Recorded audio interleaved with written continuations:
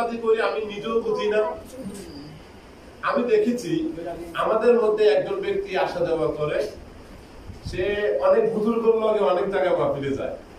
তাকে যদি বলি ইয়াসাবাদ আমাদের প্রোগ্রাম, সে আমারে জিজ্ঞাসা করে কি ভোরের সময় যে আজান দেয় এটাই আসা, নাকি বিকালে আজান দেয় ওইটাই আসা, নাকি দুপুরে আজান দেয় ওইটাই আসা, নাকি রাতের আসা।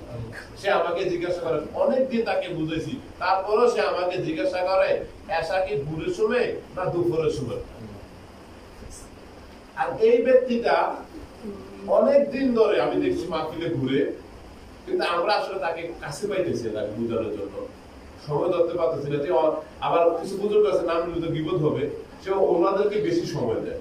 তো ওনাদের উচিত এমন এক ব্যক্তি যার নামে বিচার আসে।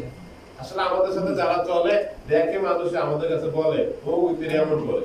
এমন অনেক ব্যক্তি আছে ফোন দিলে হ্যাঁ ওনাদের ঘরের মানুষেরা ধরে দইরা বলে হুজুর কি শিখান আপনার কাছে যায়, মাহফিলের দাওয়াত দিয়ে বললেন ওনারা আসতে, কি শিখান আপনার কাছে যায়, উনি তো এই করে উনি তো সেই করে। তা আসলে এগুলা তো আমরা বলি না, আমাদের শরীয়তে কোনো আমরা কাজ করি না। শরীয়তের কাজের জন্য তো শরীয়তের আলেম আছে, আমাদের কাজগুলো হচ্ছে মারফতের দিকে ঝুঁকানো। তা আসলে আপনারা যে আসা যাওয়া করেন আপনারা কি শিখতেছেন? বাচ্চাদেরও শিখার দরকার আছে না? এখানে যে বিচারটা আসলো, বিচারটা হয়েছে এই, সে টাকা কিনছে। কি করছে? টাকা কিনছে। টাকা কি আবার কিনা যায়? হ্যাঁ, আপনার 10,000 টাকা 2 মাসের জন্য 12,000 টাকা দিয়ে কিনছে, তার মানে মাসে 1,000 করে 2 মাসে 2,000 টাকা সুদ। তো এগুলা কি ঠিক না? এবার আমি যার থেকে কিনছে তার কাছে গেলাম, যাইয়া দেখি তিনি একজন মসজিদের ইমাম, উনি টাকা বিক্রি করছেন। তাহলে এগুলা কি ঠিক? তা আসলে আমাদেরকে বুঝতে হবে, আমরা সময় দিতে চাই না। এই যে একজনে দাওয়াত দিলে বলে যে এটা তো আজকে হইলে হইতো না, শুক্রবারে হইলে হইতো, শনিবারে হইলে হইতো, আজকে না বুধবারে হইলে হইতো, বৃহস্পতিবারে ঝামেলা, দিনে হইলে হইতো। আচ্ছা সবাই যদি এভাবে মত দেয় তাহলে যাবো কোথায়? ঠিক না? আসলে আমরা তো সময় দিতে চাই না, কিন্তু ত্রুটি গুলা কিন্তু আমাদের কারে আছে। আল্লাহ যখন ধরবে তখন আমাদেরকে ধরবে। যারা আলেম মানে হচ্ছে যাকে আল্লাহ জ্ঞান দিয়েছে, যাকে আল্লাহ জ্ঞান দিয়েছে।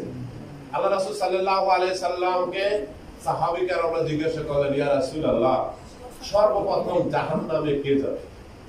আল্লাহ রাসূল সাল্লাল্লাহু আলাইহি সাল্লাম বোবা ভাষায় চোখের পানি ছেড়ে দিয়ে কিছুক্ষণ চুপ থেকে ঘুম ধরে খুব কান্নার সাথে বললেন, পুরো ডাকাত, চোর, ব্যভিচারী সর্বপ্রথম জাহান্নামী হবে না, সর্বপ্রথম জাহান্নামী হবে একজন আলেম। সর্বপ্রথম জাহান্নামী কে হবে? আলেম। মুফাসসিরগণ এই হাদিসের ব্যাখ্যা করে বলেন, বেহেশতিবাসীরা যখন বেহেশতে যাবে ওই আলেমের জিহ্বার মধ্যে আল্লাহ ফোঁটা লাগাইবেন। বকরির ফোঁটা আছে না, গরু ফোঁটা দেয় না, ওই আলেমের জিহ্বার মধ্যে আল্লাহ ফোঁটা গাড়াইবেন, অনেক দূরে লম্বা করে টান দিয়া জিহ্বার মধ্যে ফোঁটা গাড়াইবেন। জান্নাতীরা জান্নাতে যাবে, জিজ্ঞার করে বলবে জাহান্নামের ফেরেশতাদেরকে, ওই আল্লাহর ফেরেশতা, ও জাহান্নামের ফেরেশতারা, এই আলেমের কথা শুনে, এই আলেমের দ্বীনি কথাগুলি শুনে, কোরআন হাদিসের কথা শুনে আমরা জান্নাতে যাইতেছি, এই আলেমের জিহ্বার মধ্যে কেন ফোঁটা গাড়ানো? জাহান্নামের ফেরেশতারা বলবে, আল্লাহর ফেরেশতারা তখন বলবে, হে জান্নাতীরা, তোমরা আমল করে জান্নাতে যাচ্ছ। সে যখন আল্লাহর কথাগুলো বলেছে সত্যই বলেছিল, কিন্তু তার সমস্যা ছিল সে আমল করে নাই। অন্যকে আমলের জন্য পাবন্দি করেছে কিন্তু নিজে আমল করে নাই। রাসূলুল্লাহ সাল্লাল্লাহু আলাইহি ওয়াসাল্লামের শিক্ষা হচ্ছে নিজে আগে আমল করা। কি করা? নিজে আগে আমল করা।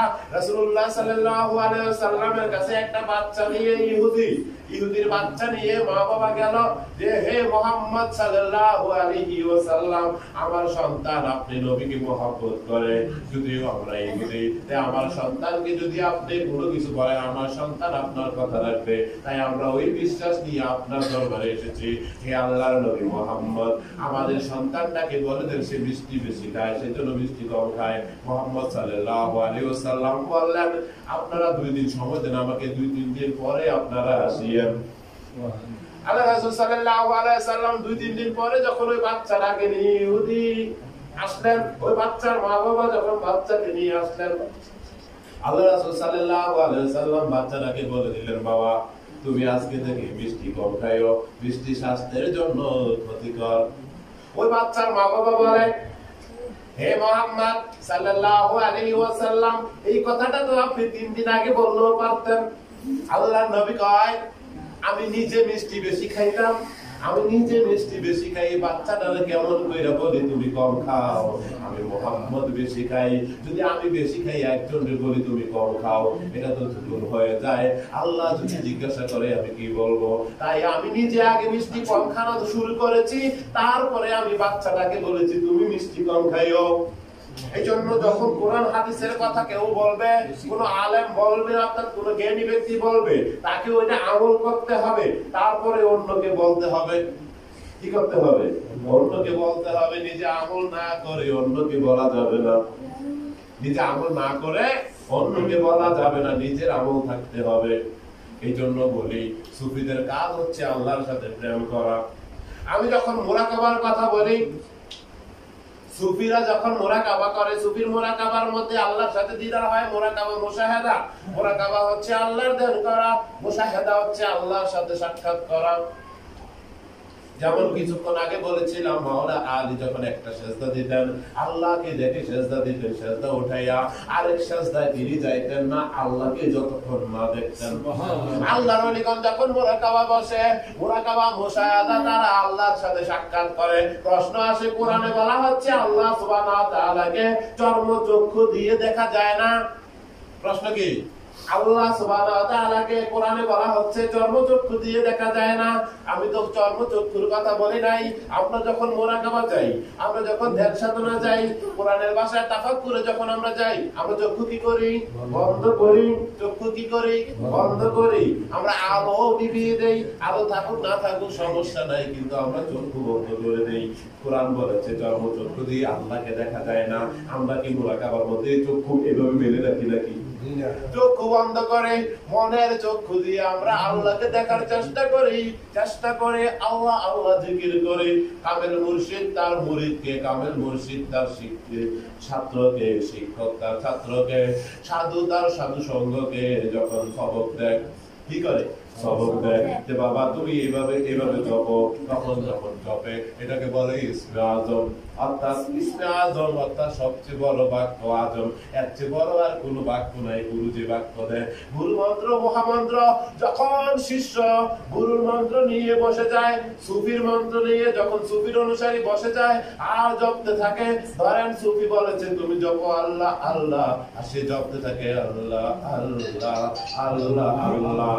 মোবাইলটা সাইলেন্ট করে দেয়, সে জপতে থাকে আল্লাহ আল্লাহ। যতবার জপতে থাকে, ওই জপার সাথে সাথে তার অন্তরের মধ্যে নূর পয়দা হয়। কি আসে? নূর আসে। এইভাবে নূর আসতে আসতে আসতে মুরাকাবা করতে করতে একটা পর্যায়ে ওই নূর দিয়ে সে আল্লাহকে দেখে। সুবহানাল্লাহ। অর্থাৎ সে আগে যেমন ছিল এইভাবে আল্লাহ দেখার কোনো ব্যবস্থা ছিল না। সে যখন ইসমে আজম জপতেছে, জপতে জপতে তার দিলের মধ্যে নূর পয়দা হচ্ছে, ওই নূর দিয়ে সে আল্লাহকে দেখছে। অর্থাৎ নূর পয়দা করতে হবে। ওই নূর কিভাবে আসে বলেছিলাম, প্রেমের কথা। যখন আপনি আল্লাহ আল্লাহ জপতে থাকবেন, দিলের মধ্যে প্রেম পয়দা হয়। কি পয়দা হয়? দিলের মধ্যে প্রেম পয়দা হয়। ওই প্রেমের সাথে সাথে আপনি যখন আল্লাহকে জপতে থাকবেন, ওই প্রেমের মাধ্যমে নূর আসতে থাকে। প্রেম হচ্ছে নূর আসার দরজা। আল্লাহকে দেখতে হলে দিলের মধ্যে নূর লাগবে। ওই নূর দিয়ে আল্লাহকে দেখা যায়। কাকে দেখা যায়? আল্লাহকে দেখা যায়। যখন আপনি দেওয়ানে মঈনুদ্দিন কিতাবের দিকে যাইবেন, খাজা করবেন আওয়াজের জীবনী পড়বেন, দেখবেন খাজা করবেন আওয়াজ বেশিরভাগ সময় চক্ষু বন্ধ করে রাখতেন। কি করে রাখতেন? চক্ষু বন্ধ করে রাখতেন। যখন আপনি চক্ষু বন্ধ করে রাখবেন, তখন দিলের চক্ষু খুলে যায়। কি করে? দিলের চক্ষু খুলে যায়। চর্মচক্ষু যে বন্ধ করতে জানে না, তার অন্তরের চোখ খুলে না। চর্মচক্ষু যে বন্ধ করতে জানে না, তার অন্তরের চোখ খুলে না। আল্লাহ সুবহানাহু ওয়া তাআলা কোরআনুল কারীমের মধ্যে বলেন, হে রাসূল আপনি আপনার বান্দাদেরকে বলেন তারা যেন চোখের দৃষ্টি দৃষ্টি নত করে কি করে? যারা পর্দার কথা বলে, পর্দা করতে বলে নারীদেরকে, না পর্দা কিন্তু আগে পুরুষের উপরে এসেছে। পর্দা কার উপরে এসেছে? আগে পুরুষের উপরে। আমার আল্লাহ কহে রাসূল আপনি আপনার উম্মতদেরকে বলেন তারা যেন চোখের দৃষ্টি নত করে। কি করতে বলেছে? চোখের দৃষ্টি নত করতে। এখন আপনি বলেন আমি তো চোখ বন্ধ করতে পারি না, আমার ভয় লাগে, আমি তো ট্রেনিং দেই মুরাকাবা তালিম টেনশন না। কথা বলে না বাবারা? যখন আমরা মুরাকাবায় যাই তখন আমরা চোখ বন্ধ করি। তাই আমি বলতেছিলাম এক ব্যক্তিকে, বাবা চোখ বন্ধ করেন। সে বলল আমার ভয় করে। কি করে? আমার ভয় করে, আমি চোখ বন্ধ করতে পারি না। আপনি যদি ভয় করে চোখ বন্ধ করতে পারেন না, তিনি বলতেছে আমি চোখ বন্ধ করতে পারি না, আমার ভয় করে। কি বলছে? বন্ধ করতে পারি না, ভয় করে। টিভি সেটের সামনে চোখ মেলে রাখতে পারি, মোবাইল যখন দেখি চোখ মেলে রাখতে পারি, যখন ঘুমানোর চেষ্টা করি ঘুম আসে না। কি আসে না? ঘুম আসে না। চোখ বন্ধ না করলে ঘুম আসে না। ঘুম থেকে শুরু হয় জানেন? ঘুম শুরু হয় পা থেকে। কোথায় থেকে? পা থেকে। চোখের সাথে পায়ের সাথে সম্পর্ক। চোখ যতক্ষণ বন্ধ না করবেন পায়ে ঘুম আসবে না। আপনি পাচারি করবেন, ঘুম আসবে না। পা গুলো এভাবে ফেলে রাখেন একসাথে, নড়াচড়া করবেন না, চোখ ফেলে রাখেন, কিন্তু ঘুম চলে আসবে পায়ে। এবার আস্তে আস্তে এই ঘুম আপনার চোখ বন্ধ করে দেয়। যে বলে আমি চোখ বন্ধ করতে পারি না, আমার ভয় করে, সে যখন ঘুমানোর জন্য যায় তার শরীর পা নাড়াচড়া করে না, তখন ওই শরীর যখন ঘুম আসে তার চোখ বন্ধ করে, অর্থাৎ সে নিজে চোখ বন্ধ করতে পারে না। আমার আল্লাহ সুবহানাহু ওয়া তাআলা কয় যে বান্দা আমি আল্লাহকে দেখার আকাঙ্ক্ষা করে না, ওই বান্দা অন্তিম কালেও আমি আল্লাহকে দেখবে না। আমার নবী সরকারে দু আলম নবী মুহাম্মদ মুস্তাফা সাল্লাল্লাহু আলাইহি ওয়াসাল্লাম বলেন, আল্লাহর কোন বান্দা যদি আল্লাহকে দেখতে চায়, আল্লাহ দেখার আকাঙ্ক্ষা করে, চেষ্টা করে, আমার আল্লাহ সুবহানাহু ওয়া তাআলা তাদেরকে দেখা দিবেন। সাহাবী রাদিয়াল্লাহু তাআলা আনহু বলেন, ইয়া রাসূলুল্লাহ, ইয়া হাবিবাল্লাহ, আল্লাহর নবী গো, আল্লাহকে আমরা কেমনে দেখিব?